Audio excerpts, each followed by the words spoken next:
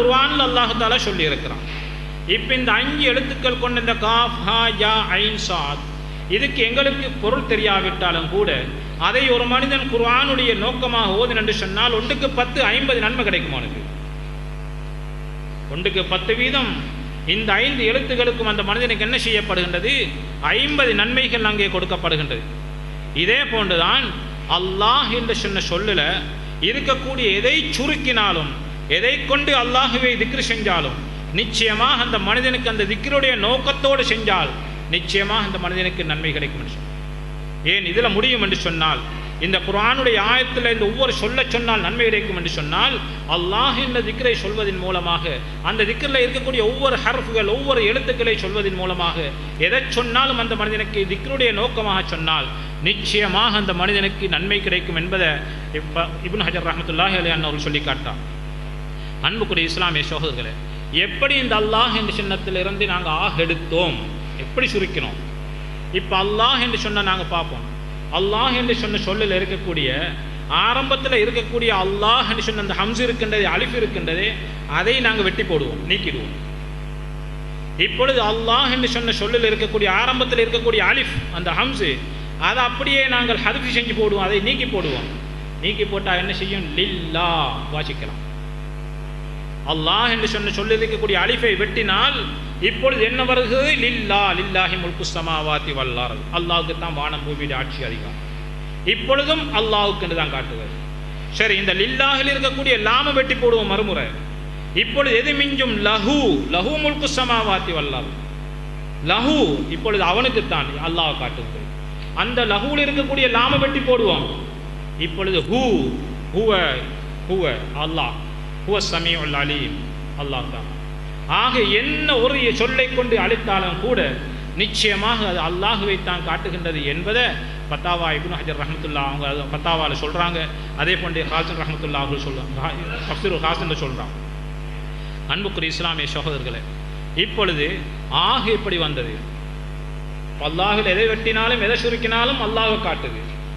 இப்பொழுது அல்லாஹில் இருந்து ஆஹ் என்று சொல்கிறோமே, என்று சொல்கிறோமே, இது எப்படி வந்து என்று சொன்னால் இந்த அல்லாஹில் இருக்கக்கூடிய 5 எழுத்துக்கள் ஆரம்பத்தில் ஒரு ஹம்ஸ் இருக்கின்றது, அலிஃப் இருக்கின்றது, 2 லாம்கள் இருக்கின்றன, பின்பாக ஒரு அலிஃப் இருக்கின்றது, 5வது ஒரு ஹா இருக்கின்றது.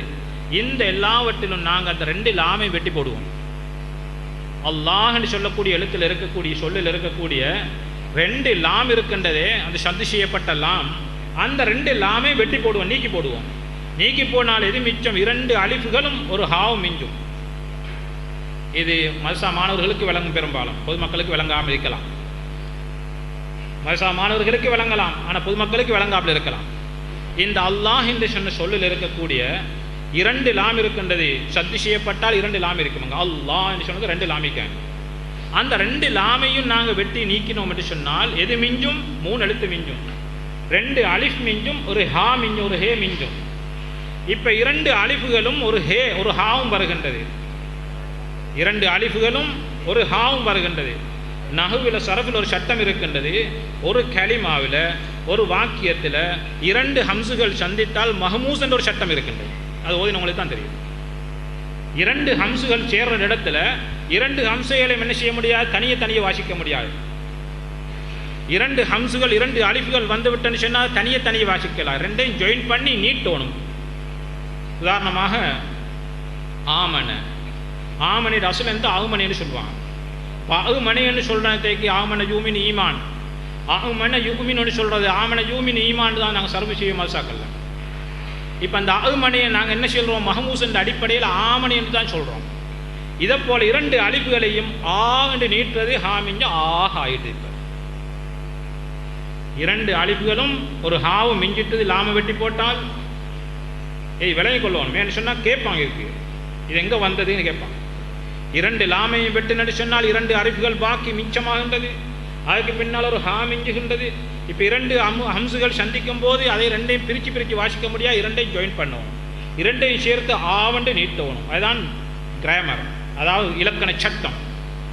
இந்த ஹா என்று சொன்னதுக்கு இங்கே பின்னால் ஹா ஒன்று இருக்கு, ஆக ஆகிட்டு இருக்கு. அப்போ அல்லாஹ் என்று சொன்ன சொல்லிலிருந்து தான் ஆக என்று வந்தது.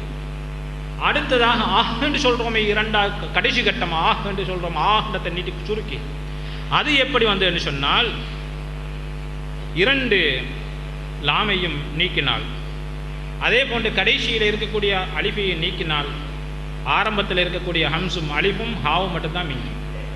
இப்போ அதுக்கு ஃபத்தஹ் இருக்கின்றது, இதுக்கு ஹா இருக்கின்ற அஹ் என்று முடியும். 2 லாம்களையும் ஒரு அலிஃபையை நீட்டினால், 2 லாம்களையும் நீக்கினால் 2 அலிஃப் மிச்சம். அதை 2ஐயும் சேர்த்தால் ஆஹ் என்று வரும். 2 லாமையும் ஒரு அலிஃபையும் வெட்டினால் ஒரு அலிஃபும் ஒரு ஹாவும் தான் மிஞ்சும். இப்போ மிஞ்சிருந்து ஆஹ் என்று மிஞ்சிருந்தது. இப்போ ஆகும் சரி, அஹும் ஆகும். இப்போ இதெல்லாம் எங்கிருந்து வந்தது? அல்லாஹ் என்று சொன்ன சொல்லிலிருந்து வந்தது. ஆக அன்புக்குரிய இஸ்லாமிய சகோதரர், நாங்கள் அலட்டிக்கொள்ள தேவையில்லை. ஆக என்று சொன்னதும் அஹ் என்று சொன்னதும் எல்லாம் அல்லாஹ் என்று சொன்ன சொல்லிலிருந்து பிறந்தவைகள். எனவே எதை செய்தாலும் கூட அது திக்ராகத்தான் முடிகின்றது. இதற்கு வேறு ஆதாரங்களை நாங்கள் பார்ப்போம். குர்ஆன் ஹதீஸில் ஆதாரம் வந்திருக்கின்றது ஆக என்று சொல்ல சொல்லி, இங்கே சுருக்க சொல்லி எங்கே சொல்லி இருக்குன்னு கேட்பான். ஆக என்று சொன்னதுக்கு திக்ர் என்று பேருக்கு வேறு ஆதாரம் என்று சொன்னால், பைஹக்கியில் ஒரு ஹதீஸ் வருகின்றது. இப்னு அவுரார் ரலியல்லாஹு தஆலா அன்ஹு அவங்க சொல்கிறாங்க, நானும் ரசூல் ஸல்லல்லாஹு அலைஹி வஸல்லம் அவங்களும் வெளியில் போய்கொண்டிருக்கோம். வெளியில் போய்கொண்டிருக்கக்கூடிய நேரத்தில் ஒரு பள்ளி வாசலில் ஒரு மனிதன் ஆஹான்னு சொல்லி சத்தம் போட்டு கொண்டிருக்கார். ஆஹான்னு சொல்லி சத்தம் போட்டு கொண்டிருக்கார். எனக்கு இது பெரிய தொந்தரவு. நான் சொன்னேன், நாயகமே, இந்த மனுஷன் என்ன செய்யறான்னு சொன்னார், ரியாவுக்காக, முகஸ்துதிக்காக, மனுஷருக்கு காட்டிக்கொள்றதுக்காக பாருங்க ஆஹான்னு கொண்டு கொண்டிருக்காரு, சத்தம் போட்டு கொண்டிருக்காருன்னு நான் சொன்னேன். அதுக்கு ரசூல் ஸல்லல்லாஹு அலைஹி வஸல்லம் சொன்ன பதில் என்ன சொன்னாங்கன்னா, அவர் ஆகண்ட திக்ர அதிகமாக செய்கிறவர். பேசாம இருங்க.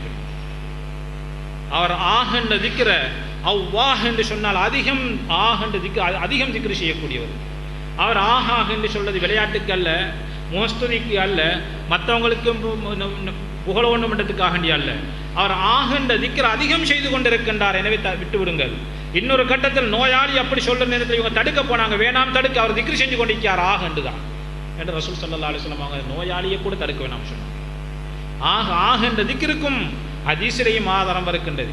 அதே மாதிரி இப்ராஹிம் நபி அலைஹிஸ்ஸலாம் அன்னவர்களை பார்த்து அல்லாஹு தஆலா குர்ஆனில் 2 இடத்துல சொல்றான், இன்ன இப்ராஹீம் அவ்வாஹுன் ஹலீம், இன்ன இப்ராஹீம் ஹலீமுன் அவ்வாஹுன் முனீப். 2 இடத்துல அவ்வாஹ்ன்ற வாசகத்தை பார்க்கலாம். இப்ராஹிம் அலைஹிஸ்ஸலாத்தை பார்த்து இப்ராஹிம் அலைஹிஸ்ஸலாத்தை பார்த்து 2 இடத்துல குர்ஆனில் அவ்வாஹ்ன்ற அல்லாஹ் தஆலா பிரயோகிக்கின்ற வார்த்தை.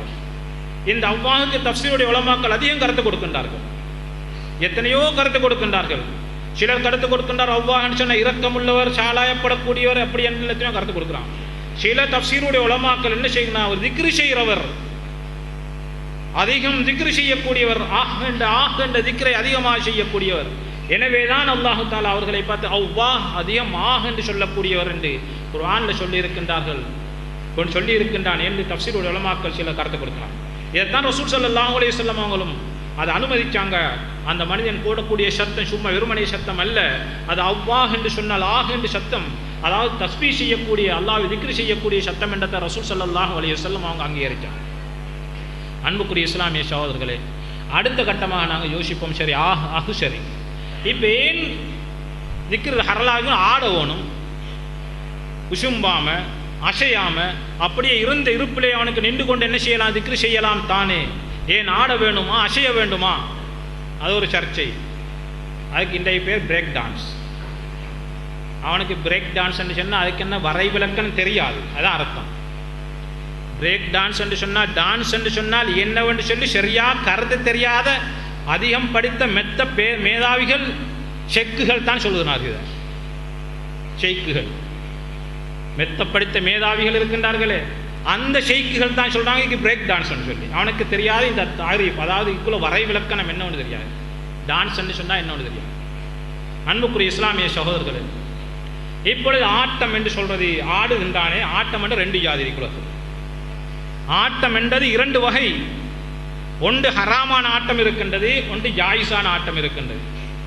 ஒரு ஆட்டம் ஹராமானது, இன்னொரு ஆட்டம் இஸ்லாம் அங்கீகரிக்கக்கூடியது. இந்த 2 ஆட்டத்தில், அதாவது நபவி இமாம் ரஹ்மத்துல்லாஹி அலைஹி அவர்கள் மின்ஹாஜு தாலிபீன் என்ற அவங்க கிரந்தத்தில் அவங்க சொல்கிறாங்க, சில ஹராம்களை பற்றி சொல்லி கொண்டு வருவாங்க. மின்ஹாஜு தாலிபீனில் சில ஹராம்களை பற்றி சொல்லி கொண்டு வந்துட்டு சொல்கிறாங்க, கால லர் ரக்ஸ், இந்த ரக்ஸ் இருக்கின்றதே, நாங்கள் ரக்ஸ்ன்னு சொல்கிறோம் இந்த ஹலரால் ஆட்டம், இந்த ரக்ஸ் ஹராம் அல்ல.